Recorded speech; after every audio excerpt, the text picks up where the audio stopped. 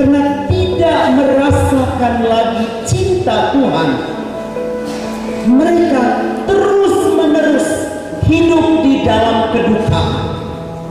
Karena itu kita dengarkan pemazmur undang kita untuk bersyukur, bersuka cita dan bergembiralah. Di dunia ini banyak orang tidak bersuka cita, mungkin termasuk seminaris ini. Kehilangan sukacita, kehilangan kegembiraan. Mengapa? Mengapa kita kehilangan sukacita dan kegembiraan?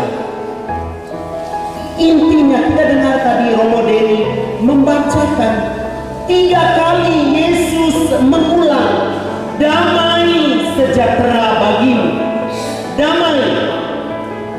Kalau tidak ada damai di dalam diri kita, maka sukacita hilang, kegembiraan hilang.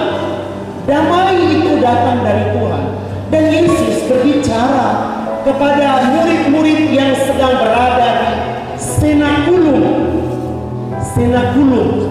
Jadi Bapak dan Ibu, saudara-saudari Romo, frater, seminaris, kalau Anda pergi ke Israel, 80 meter dari Wailing Wall, dari tembok ratapan itu 80 meter ke arah selatan, kita bertemu dengan ruangan ini namanya Senakulum. Senakulum, ruang atas di mana Yesus merayakan perjamuan malam terakhir. Satu-satunya tempat yang tidak hancur oleh apapun adalah Senakulum, tempat Yesus merayakan perjamuan malam terakhir. Sampai hari ini, 3 tahun lalu pernah diusahakan, dibom oleh kelompok ultra Yahudi. Tidak pernah ledak itu bom. Di mana Yesus merayakan perjamuan terakhir. Mereka terkunci di dalam ketakutan. Mereka terkunci di dalam kegelisahan luar biasa. Karena itu Yesus berbicara kepada orang yang gelisah dan takut. Yesus berbicara kepada orang yang mengalami kegentaran dalam hidup. Dia bilang apa? Damai sejahtera bagimu, kepada para murid yang sedang ragu-ragu, tidak percaya, sedang frustrasi. Istilahnya anak-anak muda bilang apa? Gegana, galau, gelisah dan menana. Gegana. Baik, Yesus berbicara 3 kali, damai sejahtera bagimu. Damai sejahtera itu diberikan oleh Tuhan untuk kita. Mungkin di Kisol masih banyak orang yang galau, tidak ada damai di dalam batin, tidak ada sukacita, tidak ada kegembiraan. Kenapa? Saya mau cerita ini kepada saudara-saudara. Kenapa saya mesti cerita? Karena Tuhan Yesus mau membukakan luka-lukanya. Sesudah bangkit dari alam maut, Yesus mengenakan tubuh rohani. Dia kenakan tubuh rohani, karena itu dia bisa datang kemana-mana, tinggal di mana-mana, pergi kemana-mana. Tubuh rohani. Tetapi yang tetap ditinggalkan adalah luka-lukanya di muka. Mengapa? Sebentar saya akan terang. Saudara-saudara, Tuhan ingin memberikan kita damai. Namun ada kekuatan yang terus menyerang kita. Sebelum Paskah, sebelum perayaan Paskah di gereja Katedral Lama, sesudah misa tiba-tiba datang seorang ibu. Dia gendong dengan satu anak dia gendong, satu dia tarik. Lalu dia naik ke atas altar dan dia bilang kepada saya, Romo Ompi, saya mau minta didoakan. Saya katakan silahkan duduk ibu, karena sudah selesai misa. Dia style luar biasa, sepatu hak tinggi, merah, bibir, terang, cantik, hidung mancung, wangi. Baik, ini menarik untuk frater-frater. Saya persilahkan dia duduk. Saya katakan silakan duduk ibu, mari kita berdoa. Ketika Ketika saya mulai menumpangkan tangan, saya biasanya sekarang kalau mendoakan orang tidak mulai tutup mata, karena ada manifestasi yang bisa terjadi ketika didoakan. Ketika saya menumpangkan tangan, saya tidak menyentuh kepalanya, tapi saya mengulurkan tangan. Kurang lebih saya minta begini kepada Yesus, Yesus, saya minta darahmu mengalir atas ibu ini. Apa terjadi? Dia tenang-tenang, dia tutup mata, saya buka mata, dan dia berkata apa? Acu kau romompi. Anjing kau romompi. Pertama kali dia berkata acu kau romompi. Sesudah itu dia keluarkan dalam bahasa Mandarin, dalam bahasa Indonesia, anjing kau romompi. Tapi dia tenang-tenang saja. Kali berikut saya katakan, Yesus, bukalah luka-lukamu untuk putrimu ini. Sekali lagi dia berkata, acu kau. Ibu ini datang ke gereja dengan membawa banyak beban. Saya tahu ibu ini berasal dari Karot. Saya tahu ketika dia mulai didoakan, Roh Allah masuk di dalam dirinya. Karena dia ingat Bapak dan Ibu, saya ingatkan Anda, kalau didoakan oleh orang, hati-hati. Kita tidak tahu apa yang diisi ke dalam diri orang itu. Si pendoa isi apa ke dalam diri Anda? Ibu ini mengalami kekacauan dalam hidupnya luar biasa. Akhirnya dia bertemu dengan saya. Saya katakan, lepaskan. Ibu ini dulu saya masih ingat, lalu ketika dia mengata-ngatai saya, acu romompi. Saya ingat kembali beberapa tahun sebelum itu, dia masuk ke gereja dan pada saat konsekrasi dia berteriak Allahu Akbar. Ibu ini, tahukah Anda kenapa? Mengapa dia berteriak dan mengata-ngatai saya gitu? Karena di dalam dirinya ada dendam yang luar biasa.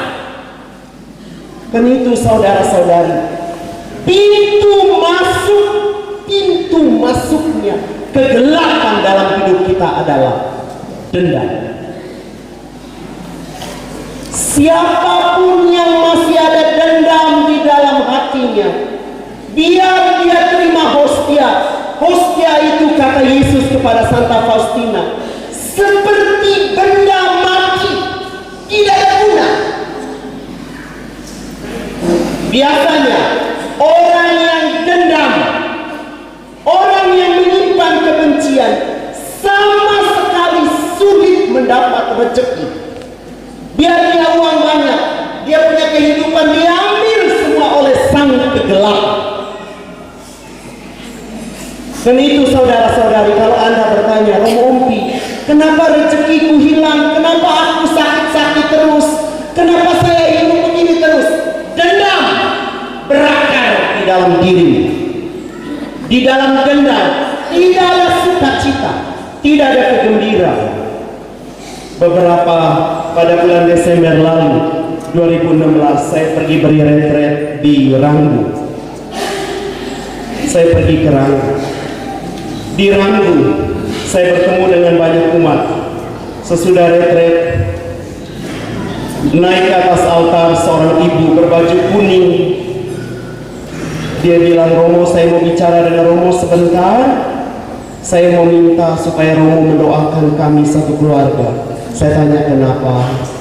Aduh, Romo, ada banyak kebencian. Oke. Lalu dia bilang kepada saya, Romo, pada giliran kelima nanti itu saudara saya mau bertemu dengan saya. Waktu dia berkata, Romo, di dalam keluarga kami ada banyak kebencian, saya langsung bertanya, bagaimana penghasilanmu? Bagaimana cengkeh kopimu? Wah, Romo, tahun ini saya berkelimpahan dalam panenan. Saya katakan, baik. Kamu sudah mengampuni saudaramu? Sudah. Berkelimpah. Lalu urutan kelima masuk saudaranya berbaju biru. Dia bilang kepada saya, Romo tahu yang tadi baju kuning nomor 2 adalah saudari saya. Lalu saya bilang, saya tidak tahu. Lalu dia bilang apa? Romo, saya benci sekali dengan saudari saya mau makan saja dia. Mau makan saja. Oke, saya katakan, Bapak, buanglah kebencian itu, buanglah kepahitan itu. Tidak ada gunanya dalam hidupmu. Lepaskan. Dia bilang, Romo, saya tidak bisa. Saya langsung bertanya, bagaimana kopi cengkeh sawah ladang? Hai Romo, tahun ini saya tidak ada hasil, rezeki saya hilang semua. Saya bilang, itu panenan yang Bapak siapkan. Mari saya undang Romo, saudara-saudari frater, perhatikan keluarga. Cerita tentang Abraham dan Laban. Laban dan Abraham dipanggil oleh Tuhan. Mereka pergi ke tanah terjanji. Laban disediakan sebuah tempat yang penuh subur, luar biasa. Tetapi setelah beberapa tahun, Laban hancur. Abraham ditempatkan Tuhan di tanah yang gersang. Sesudah berapa tahun berkelimpahan. Kenapa? Laban terus-menerus menyakiti Abraham, saudara.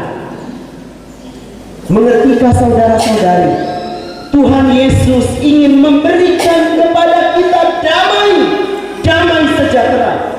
Tetapi si jahat terus-menerus memompa ke dalam hatimu kebencian kepada saudara, kepada saudarimu, mungkin kepada romomu, kepada siapapun. Potong dari saya, kalau Anda tinggal dalam kebencian, rezeki Anda akan lenyap dalam setahun. Lenyap. Kembalilah, saya undang pada pesta kerahiman ini supaya kita menerima hostia. Ketika kita terima hostia, Tuhan Yesus tanya kepada kita, apakah engkau menerima aku dengan cinta? Saya mau cerita tentang suster-suster dalam biara Bunda Kerahiman, Suster Faustina. Ketika misa dipimpin oleh seorang pastor, ada suster beberapa berdiri duduk di depan, dan tiba-tiba hostia bergerak. Faustina bertanya, Yesus, kenapa hanya beberapa yang bergerak? Dia berkata, putriku, suster-suster itu tinggal dalam kebencian, maka hostia menjadi mati, tidak ada guna. Hati-hati Bapak dan Ibu, dosa sakrilegi akibat kebencian Anda. Hostia yang Anda terima menjadi seperti benda mati, kata Yesus kepada Santa Faustina. Karena itu perhatikan, sesudah Anda pulang ke gereja, tidak ada sukacita kalau hostia menjadi benda mati. Tidak ada kegembiraan. Dari riset para ahli bahwa separuh dari otak kita ini penuh dengan hal negatif, dan itu hampir menguasai kita.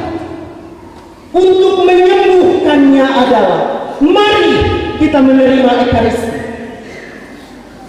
Hanya kekuatan Ekaristi lah yang menyembuhkan kegelapan dalam hati. Inilah yang menyebabkan Yesus sesudah bangkit dari alam maut, dia mengenakan tubuh rohani, tetapi 5 luka tetap terbuka. Saya undang Bapak dan Ibu, saudara-saudari yang sedang dalam kebencian. Ketika Anda benci dengan saudaramu, benci dengan saudarimu, sakit hati, dendam dengan saudaramu, datang ke Yesus. Cucukkanlah seperti dia omong kepada Thomas. Letakkannya ke dalam luka yang paling dalam, dan luka yang paling mulia adalah di lambung Tuhan. Datang ke Yesus, taruhlah kebencian itu dan katakan, saya memulai baru hari ini. Semoga, mari kita semua bangkit. Mari.